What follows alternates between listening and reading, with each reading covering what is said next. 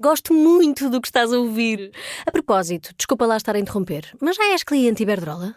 Como não? Então tens de ouvir antes isto. Quem fica na Iberdrola ganha mais. Descontos, vantagens, ofertas e só por aderir ganha 100 euros. Se a poupança e a energia verde também são música para os teus ouvidos, liga 800 500 500. Iberdrola.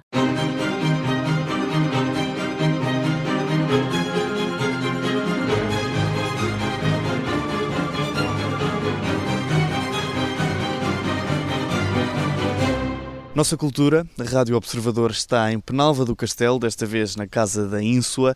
Eu sou o João Costa Campos. Na minha companhia tenho José Luís Nogueira, historiador da Casa da Ínsua. Estamos aqui, José Luís, perante uma propriedade que é verdadeiramente majestosa, um marco em todo o país, em certa forma, mas especialmente para Penalva do Castelo. Eu diria que principalmente para o país, porque realmente é um marco histórico e encerra muita história. Ela própria é um museu vivo, ela própria por dentro, e depois está cheia de outros temas que iremos descobrir ao longo dos próximos minutos. Mas se calhar começar pela própria história da casa, como é que ela começa. E a Casa da Ínsua encerra já hoje 5 séculos de história. Portanto, e em todos os seus recantos há pormenores de história para todos os gostos. Ela começa, de facto, no século XVI, com 3 gerações dos Albuquerques que estão na Índia, são ouvidores gerais, e o terceiro desta geração, o primeiro é o Diogo, o terceiro neto também é Diogo, e este Diogo de Albuquerque regressa da Índia, portanto, no século XVI, portanto, 1560, e compra aqui esta propriedade, esta quinta. Constrói uma primeira casa, que está hoje em ruínas, constrói uma primeira capela de evocação a Santo António, que desapareceu completamente, não se sabe muito sobre ela. Curiosamente, no local dela está hoje um painel de Santo António, que no fundo relembra a gênese da casa e que é outro dos pontos altos das visitas ao jardim. Depois há um segundo momento, que é no último quartel do século XVIII, em que a história da Ínsua é marcada pelo protagonismo de Luís de Albuquerque, que é um nome que vamos falar e que é um desconhecido para os portugueses, mas é uma personalidade incontornável na história do Brasil.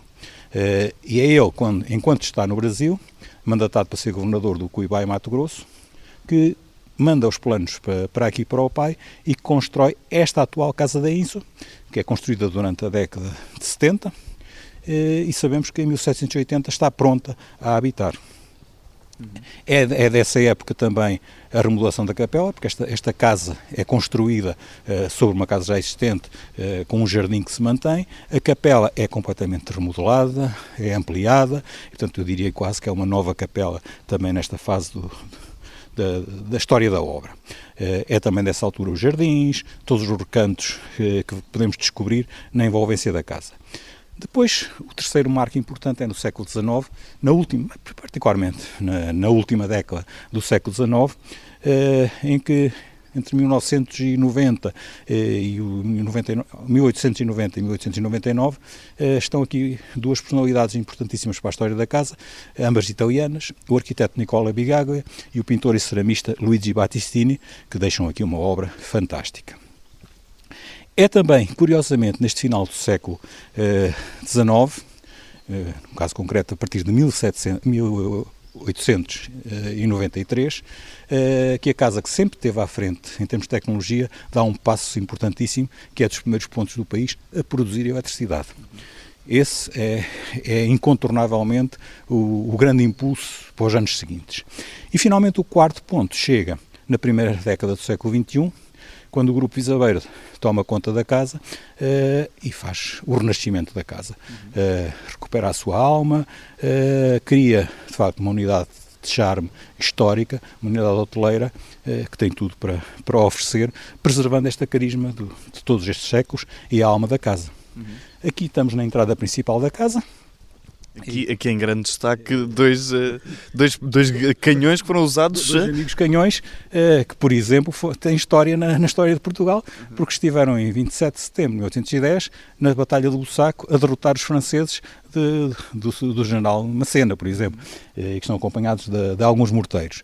Mas, por exemplo, ainda neste terreiro, que é, digamos, o ponto central da entrada da casa, há mais 2 pontos, entre tantos outros, que vale a pena destacar.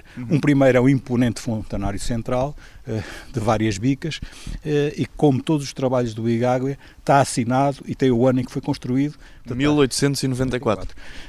Que é a assinatura do Nicola Bigaglia e do pedreiro, do mestre pedreiro, que transformou a obra que estava em papel em pedra, que é o Duarte Ferreira Machado, e que é um par de artistas que vamos encontrar ao longo da casa.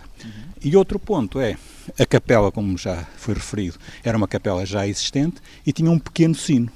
E Bigaglia faz o quê? Faz um desenho de uma nova torre imponente, cujo desenho está nas paredes da casa lá dentro, preservado, o projeto, e que mantém o sino anterior no topo da torre, mas depois junta-lhe mais 5 sinos, e estes 5 sinos são com o martelo exterior, portanto são todos concêntricos, e como na casa o relógio tem realmente um ponto a seu favor da importância que ele tem, porque o relógio tem uma sala de relógio, tem uns pesos que lhe fazem trabalhar, que passeiam nos diferentes pisos da casa e as pessoas veem-nos a descer, e depois, como todas as outras coisas na casa, há frases em latim, e esta do relógio é deliciosa porque diz: para rezar, para trabalhar e para o ócio, eu estou aqui para chamar o homem.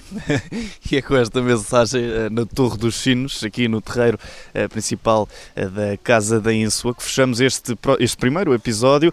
De seguida vamos entrar pela casa adentro, nesta viagem pelo tempo, na Casa da Ínsua, aqui em Penalva do Castelo.